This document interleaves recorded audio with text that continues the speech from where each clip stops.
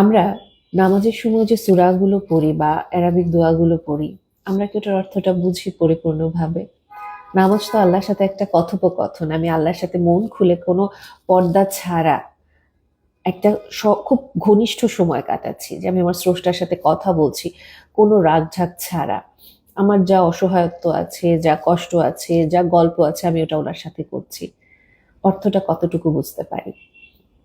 জিনিসটাকে অনেকটা এরকম হয়ে যায় না যে পরীক্ষার জন্য মুখস্থ করেছি, একেবারে ঠাটা মুখস্থ, কোনো অর্থ বুঝিনি, কিচ্ছু বুঝিনি, জাস্ট লিখে দিয়ে চলে আসছি। এবং এটা আমার জীবনে আর কোনো প্রয়োজন নাই, কারণ আমার যেটা দরকার ছিল বমি করে পরীক্ষা পাশ করে আসছি। কিন্তু কোরআন শরীফ তো জিনিসটা এমন না। কোরআন শরীফ এটা আমাদের জন্য একটা লাইফ লেসন। এটা আমাদেরকে হিল করে। এটার উপকারিতা আসলে বলে শেষ করা যাবে না। কোরআন শরীফ কতটা গুরুত্বপূর্ণ। কেন এই কথাটা বলছি? কারণ অসংখ্যবার কোরআন পড়া হয়েছে। হ্যাঁ, পড়েছি, কোরআন পড়েছি। বাবা-মা ছোটবেলায় হুজুর রেখে পড়িয়েছেন। তারপরে নিজে থেকে পড়েছি। কোরআন পড়তে হবে রেগুলার। আব্বা-আম্মা বলে দিয়েছেন। একটা অভ্যস্ততা। ওখান থেকে এটা একটা চর্চা হয়ে এসেছে। হঠাৎ করে ২০২৩ সালে এমনি র‍্যান্ডম আমি আল আসর ইনস্টিটিউটে ভর্তি হই। একজন আপুর কাছে শুনে। তো এরপরে উস্তাদের যখন ক্লাস করা শুরু করি, হঠাৎ করে দেখলাম মজা লাগছে। হ্যাঁ, ডেফিনিটলি এটা একটা কোয়েশ্চেন ছিল। যেহেতু ফুল টাইম ডক্টর, অনেক কাজ করতেছি। আমি কি পড়াশোনার পাশাপাশি সংসার বা চাকরির পাশাপাশি কি আমি আসলে এটা চালাতে পারবো নাকি? কমপ্লিটলি অনলাইনে কোর্সটা করেছি। মানে উস্তাদ বলেন আমরা সুপার পার্ট টাইম স্টুডেন্ট। আমি সুপার পার্ট টাইমের উপরেও পার্ট টাইম ছিলাম, কারণ অনলাইনে ছিলাম, জাস্ট লেগেছিলাম। এবং ওই মুহূর্তটা আমি জীবনে ভুলবো না। ওটার জন্য আমার সব সময় পুরা আল আসর ইনস্টিটিউটের জন্য অন্তর থেকে দোয়া আসে। যখন আমি ১ম কোরআন শরীফ খুললাম, উস্তাদ পড়াচ্ছেন, পড়ে যাচ্ছি ওনার মতো করে। কোরআন শরীফ খুলে হঠাৎ করে আমি আবিষ্কার করলাম, আমি তো বাংলা বা ইংলিশ অর্থ না দেখে অর্থ বুঝতে পারতেছি। আমি জাস্ট অ্যারাবিক ওয়ার্ডটা দেখে অর্থ বুঝতে পারতেছি। That was the most amazing moments, one of the moments in my life, যেটা আমি কোনোদিনও ভুলতে পারবো না। এবং এটা একজন বিলিভারের জন্য এটা কতটা আনন্দদায়ক এবং কতটা মানে অদ্ভুত একটা অনুভূতি, এই জিনিসটা আমার এখনো গুজবাম্প দেয়। সো ওখান থেকে জার্নিটা স্টার্ট। এবং ওটা থেকে আস্তে আস্তে করে আমি গত বছর ২০২৫ সালে হঠাৎ করে সূরা বাকারা পড়া স্টার্ট করলাম। না সময় নিয়ে পড়বো, অসংখ্যবার পড়েছি। না এবার আমি আসলেই জানতে চাই যে এখানে কি লেখা আছে বা কি আসলে আল্লাহ কি বোঝাচ্ছে। সো আমি আস্তে আস্তে করে ওটা পড়লাম, তাফসির শুনেছি। এখানে খুব ইম্পর্টেন্ট যে ব্যাপারটা, পড়েছি অসংখ্যবার তাফসির, বাট এবার আমি শুনেছি। এবং একটা সোর্স থেকে না, ২ টা সোর্স থেকে আমি এটা শুনেছি এবং পড়েছি, নিজের মতো করে চিন্তা করেছি, এই শব্দটা এখানে কেন, এই শব্দটা এখানে কেন। সো এরকম করে আস্তে আস্তে আগাতে ২০২৫ আমি নিজেই মনে মনে চিন্তা করছিলাম যে year of Surah Baqarah and half of আলে ইমরান। এবং অদ্ভুতভাবে আমি আবিষ্কার করলাম যে হঠাৎ করে আমি আল্লাহর সাথে আমার সম্পর্কটা চেঞ্জ হয়ে যাচ্ছে। আল্লাহ আসলেই কতটা কাইন্ড, কতটা মার্সিফুল। আল্লাহ আসলে কেন আমাদের সাথে এই কাজগুলো করছেন? সম্পর্ক বলতে আসলে কি বোঝায়? সেটা বাবা-মা হোক, আত্মীয়-স্বজনের সাথে হোক, টক্সিক আত্মীয়-স্বজনের সাথে হোক, বা আ এই যে সম্পর্কগুলো, স্বামী-স্ত্রীর সম্পর্ক, এটা আসলে কি কেমন? সন্তানের সাথে সম্পর্কগুলো কেমন হবে? বা এই যে আমরা যে মানুষকে দান করি, ওর জিনিসটা আসলে ব্যাপারটা কেমন হবে? এটিকেট গুলো কেমন? একজন মুসলিম হিসেবে আমার আসলে ক্যারেক্টারটা কেমন হওয়া উচিত? একজন মুনাফিক বা একজন কাফিরের যে বৈশিষ্ট্যগুলো, কিভাবে আমি নিজেকে ওখান থেকে সেভ করব? মানুষের প্রতি আমার জাজমেন্ট কেমন হবে? তালাক নিয়ে আসলে জিনিসগুলো, ডিভোর্স নিয়ে কিভাবে চিন্তা করা উচিত?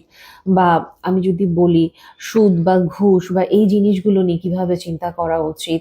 বা আল্লাহ আসলে আমাকে কতটুকু ভালোবাসেন বা কতটুকু আমাকে পরীক্ষার ভিতর দিয়ে নিতে পারেন, বা আশেপাশে আসলে এত কেন কষ্ট বা এত কোনো কিছু হচ্ছে, বা এই যে অন্যান্য ধর্মাবলম্বী ওনাদেরকে কিভাবে চিন্তা করব, ওনাদের সাথে আসলে কিরকম সম্পর্কগুলো হওয়া উচিত, প্লাস আমাদের এই যে রোজা বা আমাদের যে নামাজ বা আমাদের যে রিচুয়াল আছে, ধর্মীয় রিচুয়াল, ওগুলো কেমন হওয়া উচিত।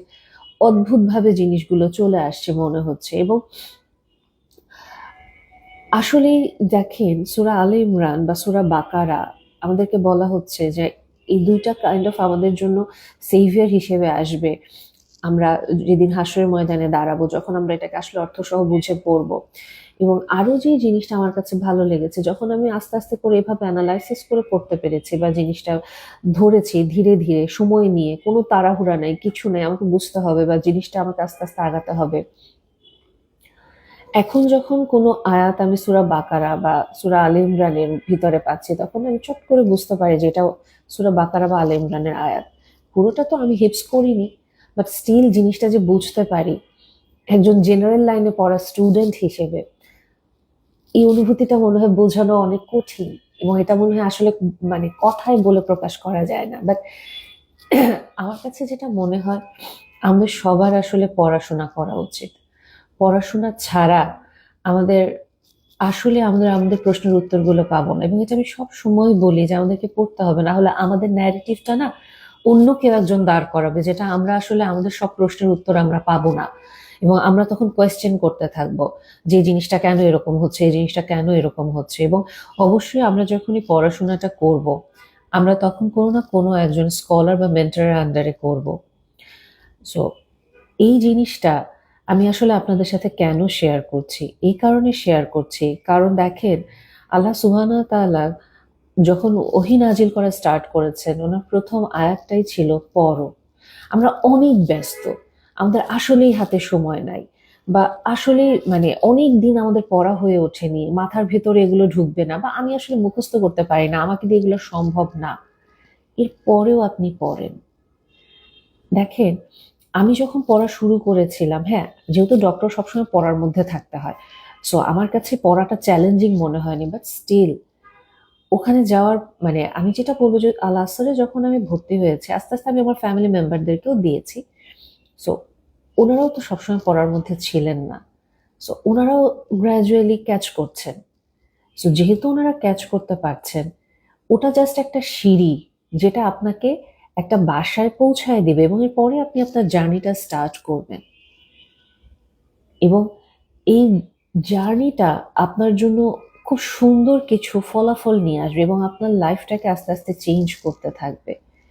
এবং ডিসিশনটা কমপ্লিটলি আপনার হবে যে আপনি কি পড়াটা শুরু করবেন নাকি, এবং আপনি সারা জীবন কি আসলে খুঁজতে থাকবেন প্রশ্নের উত্তরগুলো, অন্য কেউ আপনার হয়ে প্রশ্নের উত্তরগুলো দিতে থাকবে যেটা আসলে আপনার জন্য হয়তো অ্যাপ্লিকেবল হচ্ছে না, আপনি হয়তো বুঝতে পারছেন না, এবং আপনি সারা জীবন হয়তো হুজুরদের দোষ ধরে যাচ্ছেন, কিন্তু আপনি কখনো নিজে থেকে আসলে প্রপারলি জিনিসটা জানার চেষ্টা করছেন না। সো কিছু রেসপন্সিবিলিটি হয়তো আমাদেরও চলে আসে। আমরা যে কথায় কথায় বাংলাদেশি আহ, হুজুরদেরকে, যারা হচ্ছে কোরআন নিয়ে পড়াশোনা করছেন, মুফতি, ওনাদেরকে দোষারোপ করে বসি, আমরা নিজেরা আসলে কতটুকু জানার চেষ্টা করি, আমরা কতটুকু সিনসিয়ারলি এটা নিয়ে কাজ করি। সো এই ভিডিওটা এই কারণে শেয়ার করা, এটার কারণে যদি কেউ একজনও পড়া শুরু করেন, কেউ একজনও আপনি কোরআন খুলে আস্তে আস্তে করে বোঝার শুরু করেন, অতটা পুরো সবটা আমিও পেতে থাকবো। সো আমরা পড়াশোনা করি, আমরা জানার চেষ্টা করি যে আসলে কোরআনে আল্লাহ কি বলেছেন, কেন বলেছেন, কেন এই একটা বই এতগুলা বছর ধরে আল্লাহ সংরক্ষণ করে আসছেন, কোনো সিঙ্গেল ওয়ার্ড, দাড়ি, কমা, কোলন কোথাও কোনো চেঞ্জ হতে দেন নাই। কি আছে এই বইটার ভিতরে? এবং যেহেতু আমি এটার মাধ্যমে উপকৃত হয়েছি, আমার কাছে মনে হচ্ছে কেন আপনারা উপকৃত হবেন না, কেন আপনি আসলে বসবেন না এই সূরা বাকারা নিয়ে, আলে ইমরান নিয়ে, আস্তে আস্তে করে অন্যান্য আরো অনেক সূরা আছে, 114টা সূরা, আপনি কেন প্রত্যেকটা অ্যানালাইসিস করবেন না? কেন আপনি যখন সূরা ফালাক পড়ছেন তখন আপনি জানবেন না যে আপনি আসলে আল্লাহর কাছ থেকে কি কি থেকে প্রোটেকশন চাচ্ছেন? কেন আপনি যখন সূরা নাস পড়ছেন আপনি জানবেন না আপনি কি কি থেকে প্রোটেকশন চাচ্ছেন? কেন আপনি অলওয়েজ আপনার নফস দিয়ে নিয়ন্ত্রিত হবেন? নফস আপনাকে বলবে এটা করো, ওটা করো। আপনার যে নিজের উপরে বেস্ট কন্ট্রোল আছে, আপনি যে বেস্ট এভার ক্রিয়েশন আল্লাহর, কেন আপনি কি এটা জানবেন না?